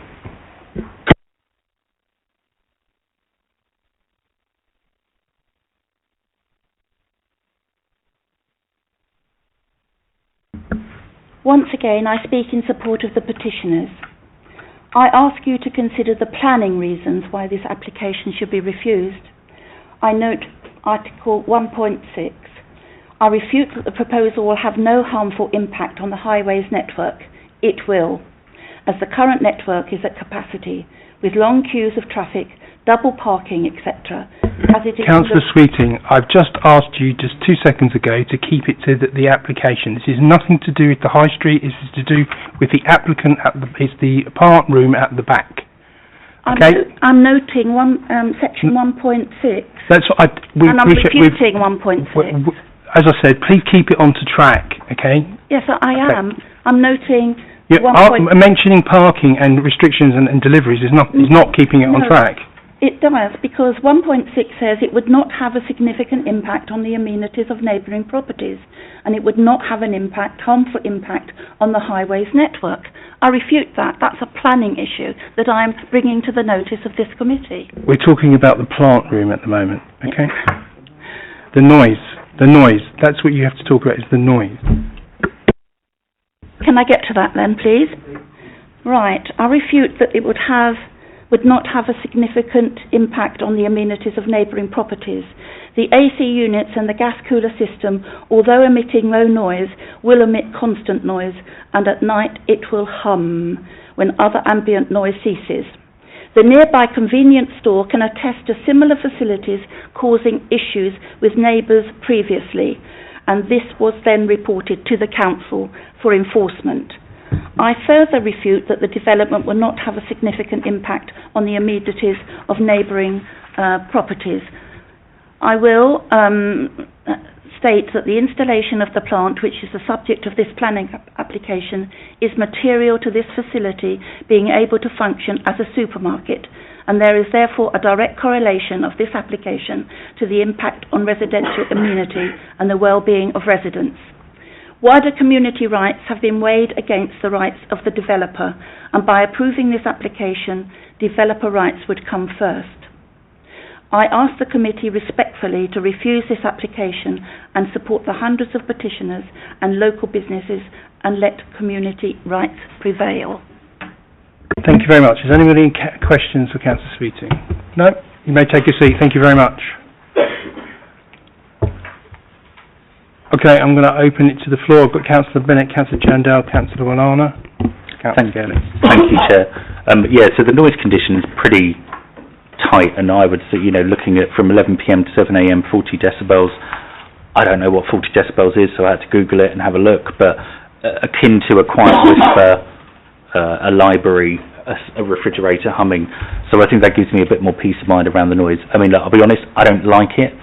All of the reasons why I don't like it, for all of the reasons that the petitioners say, are irrelevant to the actual application, and the fact that this doesn't represent a change of use means there's very little that we can do with everything that's been brought up, from deliveries to parking, etc. And I'm sure that have hoped the business would want to behave in a neighbourly way with the people that are there, and it would be good to have a vacant unit on the high street filled, because actually having a high street deteriorate with loss of amenity is equally as leading to crime and antisocial behaviour as some of what Councillor Sweeting said.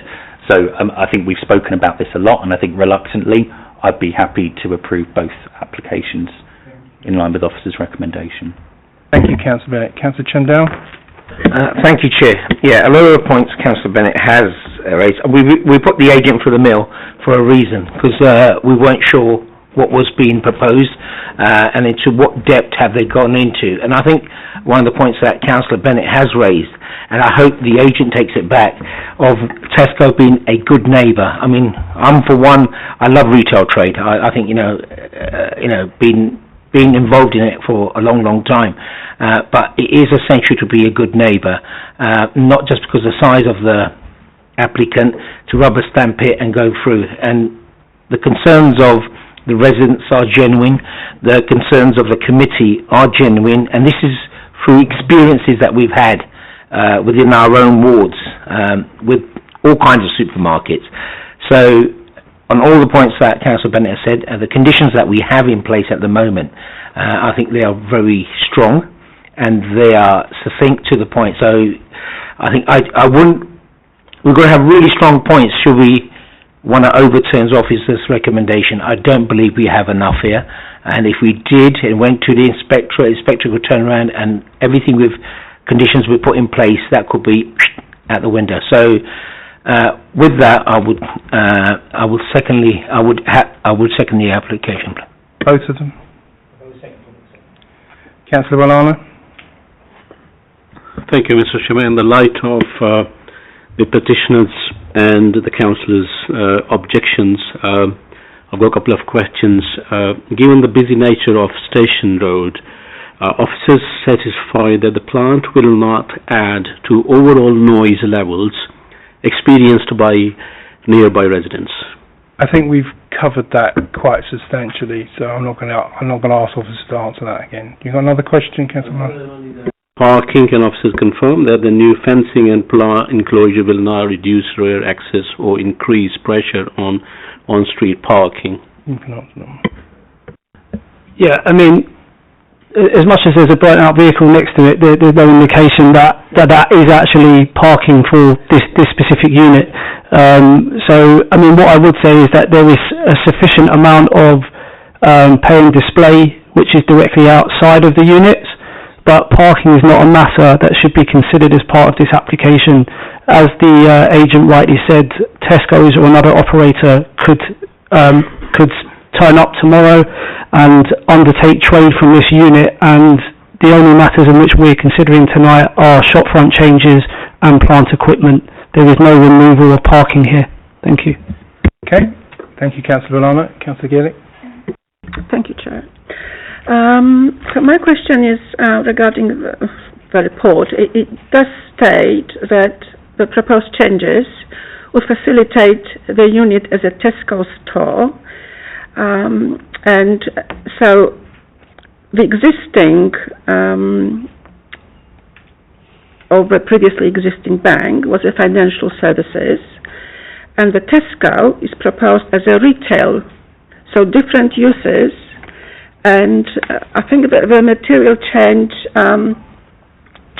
is occurring here, because even the installation of plant and refrigeration units and freezers outside the units, they create noise. So we could look for material changes that the use of those two different activities would create. But my second question is, I might be wrong, but doesn't local authority can decide if the change is permitted development or it needs to be a full planning permission? Thank you, Councillor. In short, no, the council can't decide whether something is PD or not. There's a section within the Town and Country Planning Act and called the General Permitted Development Order, which sets out what's considered to be development and what isn't. In accordance with that, in Class E, this was introduced a few years ago, and there were sections within the use class order which set out specific operations within a use class. The current or the previous occupiers, which were the bank, would have operated under use class EC as a financial services, and that movement within the same use class would move the retail element to use class EA. The reason for why that was introduced was to ensure that there wasn't an overall vacancy within primary shopping areas in which the existing unit is vacant, so there is no change of use. It does constitute as permitted development, and we are not in a position to be able to dictate whether it is permitted development or not. Thank you. You want another question? And in your opinion, the overall proposal didn't constitute the material changes, considering the intensification of... Just one second. Natalie, do you want to clear that up? Because it's getting... Thank you, Chair. Yes, I just wanted to reiterate the same point that Chris has just explained. So essentially, where there is where there is development, where there isn't development within a same class use, it doesn't constitute or require planning permission. So essentially, it's the same class use, and there is no material change of use. Therefore, it's not considered to be development within Section 55 of the Town and Country Planning Act.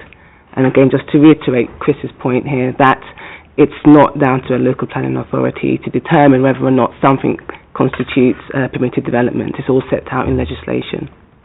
Which is set by government. Yeah.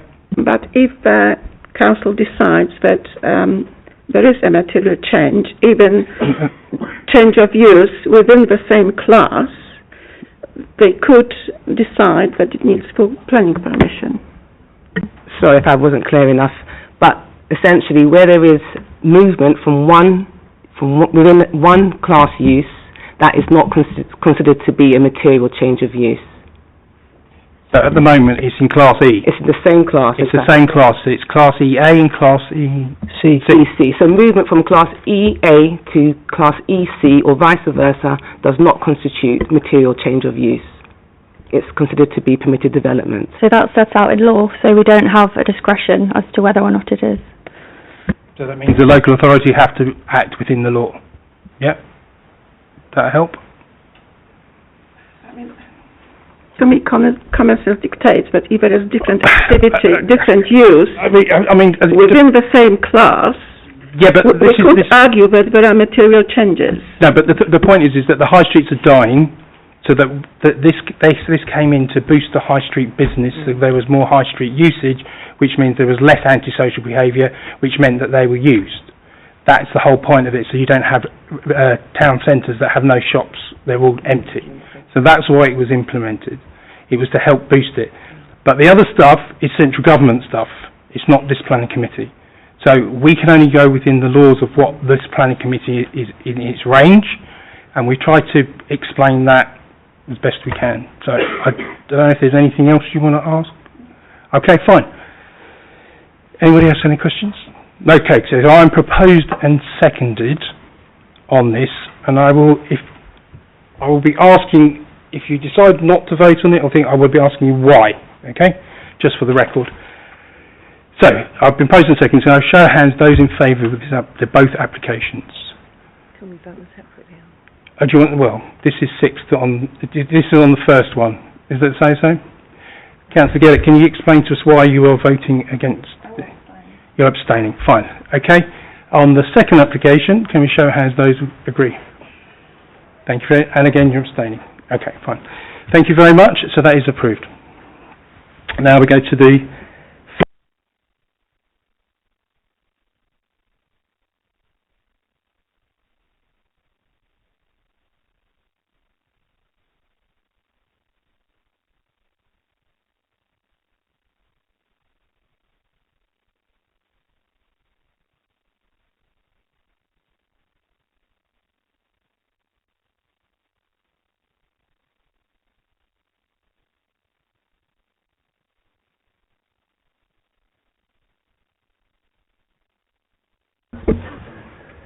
Thank you, Chair. Item 10 is number 11, Ellesmere Close, and the proposal is for the erection of a single-storey side and rear extension following demolition of existing garage. The item is brought forward to committee following members' call-in. As you can see, the application site is situated on the southern side of Ellesmere Close. It's on a cul-de-sac and is to the east lies number 10 and to the west lies number 12 Ellesmere Close, which is extended to the side and rear. Directly south, approximately 30 odd metres, is the River Pen, and just to make you aware, it is in a flood zone 3. So yeah, this is the constraints map. As you can see,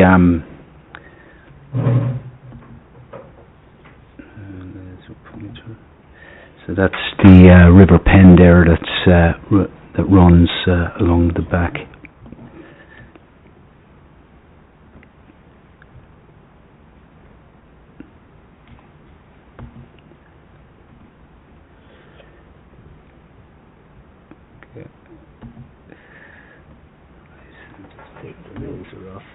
Okay, thank you. Right, so there is the bird's eye view of the site, and you have your existing plans. At present, it is a two-bed property with a bedroom to the front and one to the back with a small living space.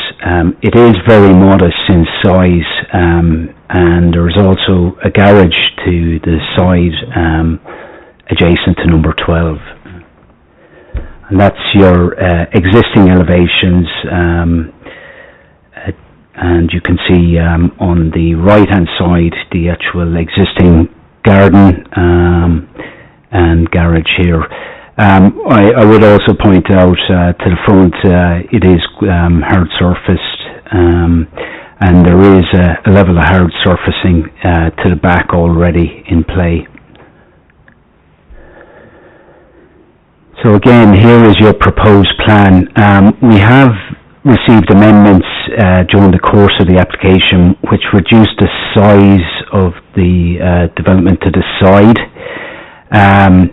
To the side it measures approximately 1.5 metres in width.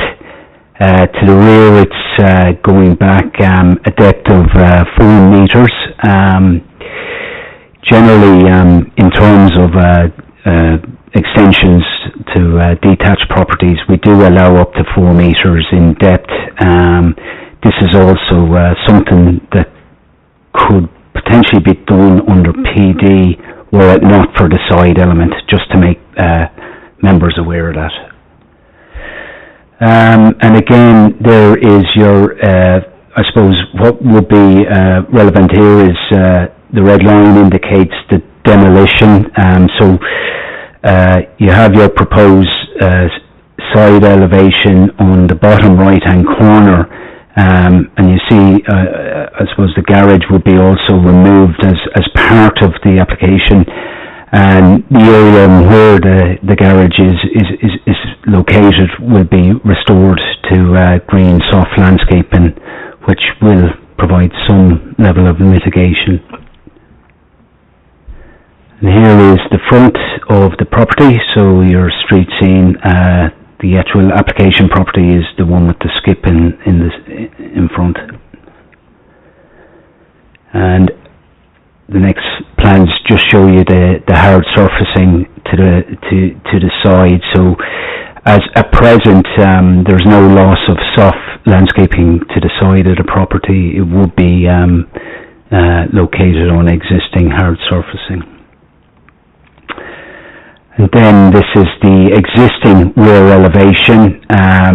You see a small section of hard surfacing outside the rear elevation, and you see how modest the actual property is in terms of size, and also you can see the garage and hard surfacing beside the garage that will be restored to soft landscaping.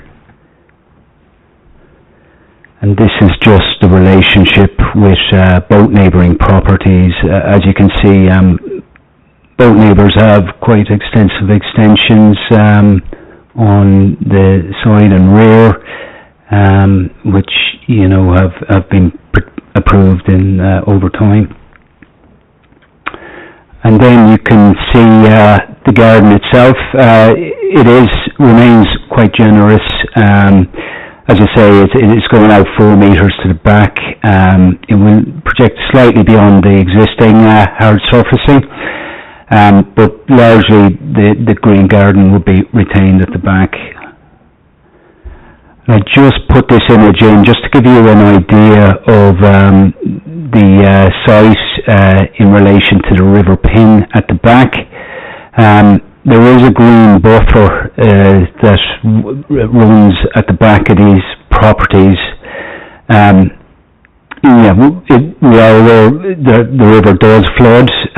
However, during the application, a flood risk assessment has been submitted in line with our policy, and we're satisfied it meets the criteria set out in our local policies and as set out by the environmental agency.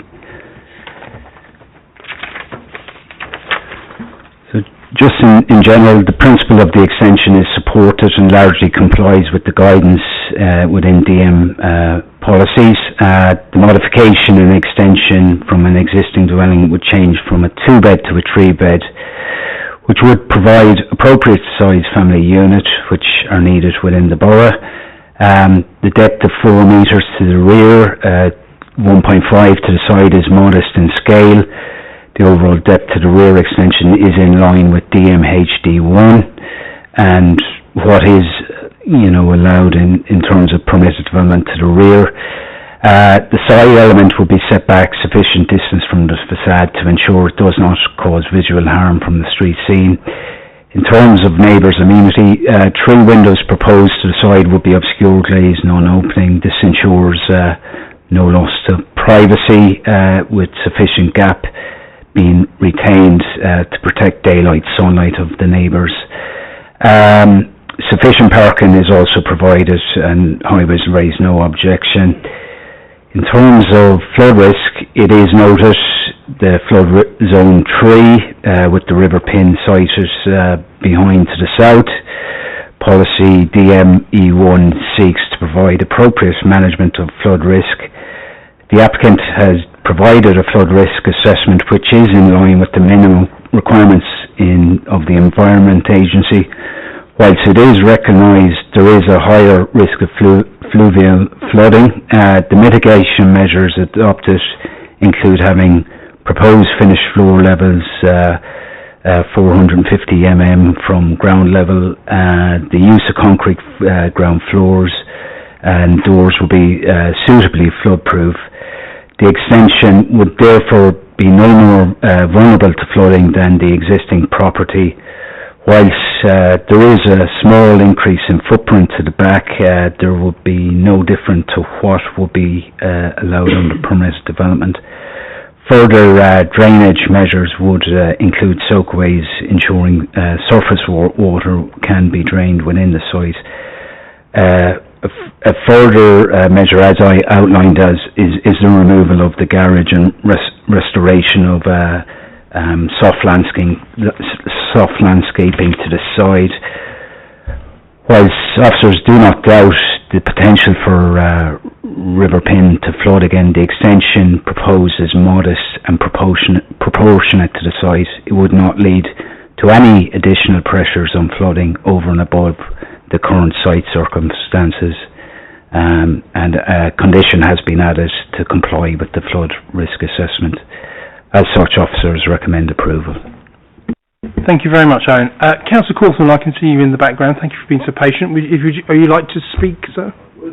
You're more than welcome. Come forward. Or I'd say come on down, but we're showing our age, I think. Thank you very much indeed. You know the rules. You've been here long as I have. So yes, exactly. 3 minutes. Off you go. Okay. Firstly, I would stress I'm speaking purely in my capacity as a Ruislip Ward Councillor in no other role, and I'm grateful to the Planning Committee for giving this application a hearing following my request for a committee call-in rather than have it determined under delegations. Now, I believe this is warranted because for a long time I have felt that our planning policy framework does not take sufficient account of and therefore allow us to give sufficient weighting to increasing flood risk as a material planning consideration. Now, this is not a theoretical risk. In this quarter of Ruislip and Ellesmere Close, residents have already experienced the trauma and disruption of being flooded on numerous occasions over the years, one property 4 occasions over the last 40 years. That's number 10. So this isn't a theoretical risk. This is happening to real people in real properties. And of course the topography doesn't help because the rainwater comes down Ellesmere Close in one direction, it comes from the River Pin in another direction. Topographically, there's a low point around about number 10 and 11, and that's where it tends to gather, and this is the experience that people are having. Now, looking at the relevant section of the officer report, paragraph 7.43, talks about there not being a significant increase in the built-up form, and goes on to make the very bold statement that the proposed side and rear extension would not substantially increase the risk of flooding to the application to neighbouring properties. Well, we know planning, of course, is subjective even among town planners. But even if we accept this statement at face value, there is still an acknowledgement of increased flood risk on the part of the case officer, and we know that there is a flooding history at this location. Now, I know the score, I can see what the recommendation says, and I know that the odds are against you overturning those recommendations, but I would at least urge members to look very seriously and raise questions to officers about what exactly the flood risk assessment is giving us. What does sustainable urban drainage look like in this context, and what is appropriate mitigation, and how does it benefit neighbouring properties? If this is approved, how can neighbouring property owners derive any comfort given their experience that this is anything other than technical planning speak, which frankly doesn't amount to very much when water begins to encroach on properties during the course of heavy rain? It's a deeply traumatic experience for anyone who's experienced it. Finally, I would point out that in the case of number 14, which has been cited for precedent here, this is actually on high ground. So if the topography is properly understood, I wouldn't have thought this necessarily the best example to be cited. So I would respectfully urge the committee to give some serious thought to these points, and if you don't feel able to refuse this, at least apply some rigorous challenge to what is being said by officers about the flood risk and also the means by which it should be managed. Thank you. Thank you very much, Councillor. Is anybody questions? Councillor Alana? No question. Thank you, Councillor Coulson. You may take a seat. Thank you. Okay, so I open it to the floor, Councillor Alana. Yeah, again, my question has been maybe answered in the officer's presentation, but of course I have heard the ward councillor as well. So can you please confirm that the proposed flood mitigation measures will ensure the extension does not increase flood risk for neighbouring properties, given the site's location in flood zone 3? Yeah, in terms of the overall size and footprint, it is extending slightly into the green area. However, the river pen is over 30 metres away. The actual flood risk assessment needs to consider whether the actual mitigation measures proposed within their application leads to any greater risk, and officers feel that the measures that they've include, I suppose, putting in soft landscaping to the side. So that, for instance, is one mitigation measure that we have added. We have reduced the size of the side extension. We also have a condition attached that the garage be demolished and the soft landscaping installed within the first planting season after completion. That level will introduce more, I suppose, flood storage space within the site. As well as that, the side extension is on hard surfacing at present, so it's not going to lead, it's not taking any soft landscaping to the side. There is a small bit to the back, but generally it is very modest, and we're comfortable enough that the actual flood risk assessment is in line with the size of the scheme and in line with the Environment Agency's guidance, which seeks to ensure that flooding, that I suppose any householder application puts in mitigation measures to prevent any flooding to their property. Okay, Councillor Chendo. Thank you, Chair. I thank the Councillor for obviously coming up with really salient points on planning matters. But as we've been told by the previous application, that listen to the experts, a report's been done, there we go, it's all okay. So on that account, I would say I would go with the officer recommendation. But on just one point for the officers, it mentions a planning inspectorate decision. scratches his head. Every application on its own merits, so why are we introducing something which is miles and miles away, might be similar, which I doubt is similar. So that's just a general question why we got that in it, because I read the report, I said, look, oh good, the inspector's made a decision, and then I realised actually it's not this address, it's somebody else's. So that in my... Sorry, yeah, paragraph is that, sorry, just... 7.3. 7.3.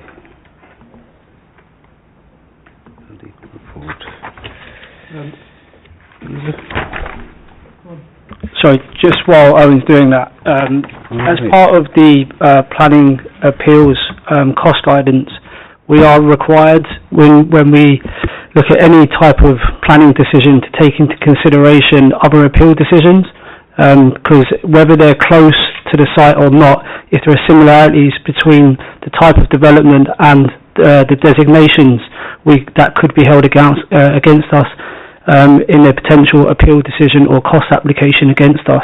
So that is actually written within the cost, the planning appeals cost guidance. Thank you. I think that answers your question. Councillor Hill. Thank you, Chair. Listening to the Ward Councillor's representations, I was wondering if you might perhaps be able to include another condition. And so on the bottom of page 163 under the informatives it says that a water butt should be incorporated. I wonder if that's something that we might be able to condition, and that seems like quite a nice middle ground between listening to what the Ward Councillor's concerns are and taking those into account, and also whilst also approving the application based on officers' recommendations. Just food for thought there. I think you might get your wish. One sec. Can we strengthen that, officers?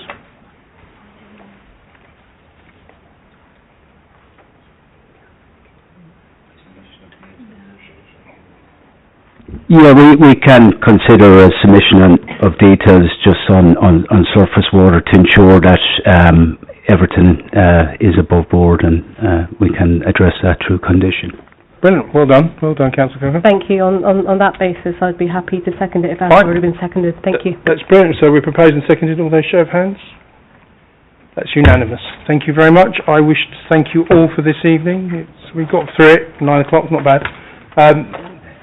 Thank you all for your time. Have a safe journey home, and onward and upward.